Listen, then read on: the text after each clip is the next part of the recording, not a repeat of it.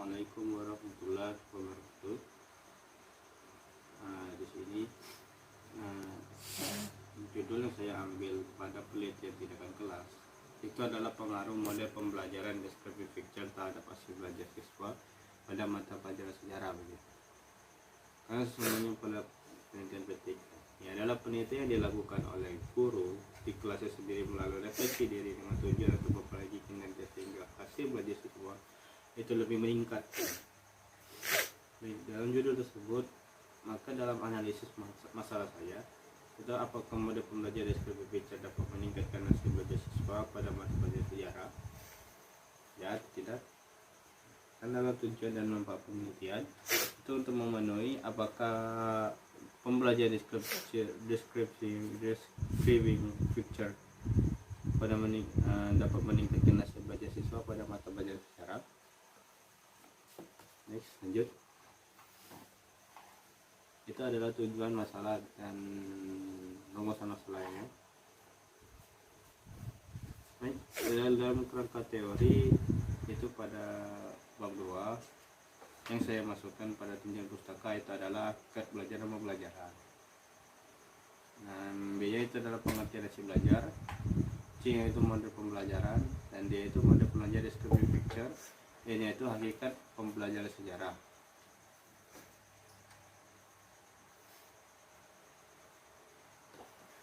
Lalu metode penelitian yang saya pakai itu adalah penelitian PTK.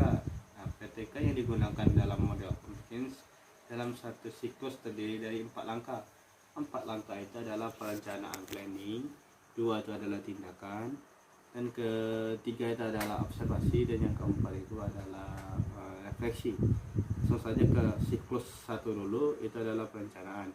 Perencanaan baik dalam menyusun sebuah RPP, baik menyiapkan model pembelajaran apa yang akan digunakan, terus media apa yang akan digunakan, terus bagaimana penerapan dalam model pembelajaran descriptive learning ini, bagaimana dalam menyusun soal tes yang akan diberikan kepada siswa tersebut, apakah itu dalam segi pemahaman mereka berhasil atau tidak begitu. Terus langsung masuk ke tindakan. Nah, tindakan ini seperti hampirnya apa yang dikatakan langkah-langkah dalam proses seperti di FPP yang katakan, ada memiliki 3 kriteria, ada pendahuluan, kegiatan inti, dan penutup terakhirnya. Terus pada observasi, nah, observasi ini mengamati kemampuan pemahaman tentang kesejarahan di siswa, karena ini bersifat historical comprehension. History pada proses pelaksanaan pembelajaran descriptive picture ini pada lembar observasi yang disesuaikan dengan indikator yang telah disiapkan sebelumnya. Terus masuk ke tahap 4, itu adalah refleksi. Nah, refleksi ini itu menganalisis pengamatan, membuat kesimpulan sementara terhadap pelaksanaan pembelajaran siklus yang diterapkan tadi, siklus 1, maka pada akan dilanjutkan kepada siklus 2, menganalisis dan perbaikan begitu sekiranya dalam kegiatan penelitian tersebut, sehingga pada refleksi ini ada yang bersifat seperti evaluasi begitu. Lalu masuk ke siklus 2. Masuk ke siklus 2 itu adalah tahap 1 bagian perencanaan. Karena sesungguhnya tahap 1 bagian perencanaan memiliki hampir sama seperti siklus 1 tadi. Karena sesungguhnya yang kedua ini itu upaya memperbaiki dari hasil siklus tadi, baik itu dari perencanaan, tindakan, observasi, dan refleksi. Karena sesungguhnya isinya sama. Karena untuk siklus kedua ini misalnya hasilnya tetap pada siklus 1 hasilnya tetap jelek, maka siklus kedua harus memperbaiki hasilnya harus lebih bagus daripada siklus 1 hari tersebut. Nah, begitu juga masuk ke siklus 3 ya. Jadi siklus 3 itu harus hampir mendekati penyempurnaan begitu. Karena kriteria penilaian di atas 85% sampai 100 begitu. Kalau siklus kedua itu 70% sampai ke 100, tapi kalau yang siklus ketiga itu adalah 85% sampai ke 100 begitu dalam kriteria penilaiannya. Nah, itu dalam segi metode penelitian. Lalu metode penelitian yang metode pengumpulan data yang saya gunakan itu adalah observasi, wawancara, dokumentasi, dan tes. Nah, analisis datanya itu menggunakan sebuah rumus. Baik, selanjutnya itu masuk ke analisis data. Analisis data itu rumus yang saya pakai.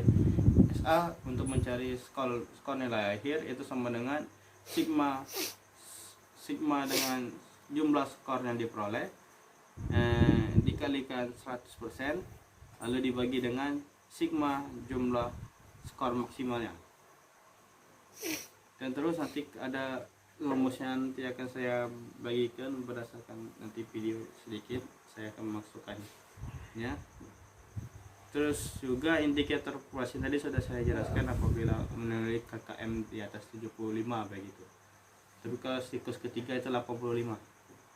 Terus lanjut ke penelitian kuantitatif. Nah, penelitian kuantitatif ini yang saya ambil adalah pengaruh penerapan model pembelajaran CRC, Comparative Integrated Reading dan Composition, terhadap hasil belajar peserta didik pada mata pelajaran sejarah.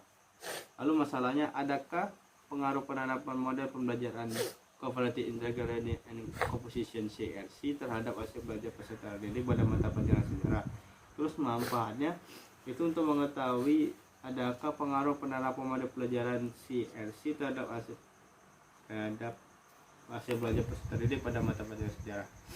Lalu kajian teori itu dalam kerangka yang saya ambil adalah hakikat belajar dan pembelajaran.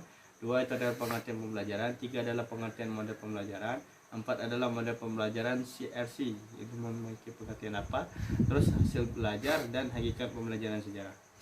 Lalu metode penelitian yang saya gunakan itu adalah pendekatan kuantitatif. Dalam pendekatan kuantitatif ini memiliki jenis penelitian yang digunakan adalah penelitian uji coba atau eksperimen. Nah, teknik pengumpulan data itu ada dua, ada tes dan wawancara. Terus populasi sampel saya mengambil 3 kelas, yang mana satu kelas itu memiliki 30 siswa, 2 kelas itu memiliki 29 siswa, satu kelas lagi 20 siswa, itu 3 kelas.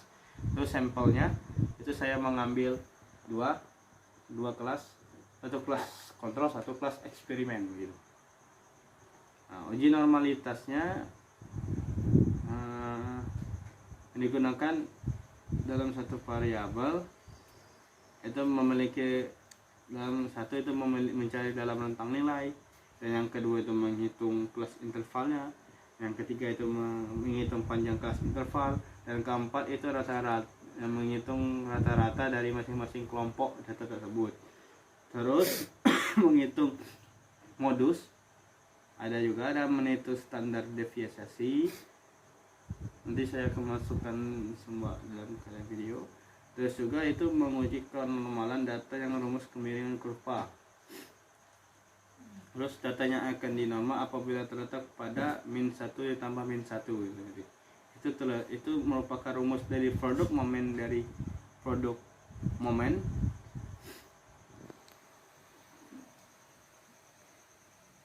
dan untuk menghitung nilai tersebut bisa dikatakan koefisiensi korelasi atau jumlah responden.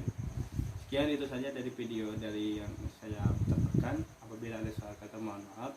Bila topik hidayah. Assalamualaikum warahmatullahi wabarakatuh.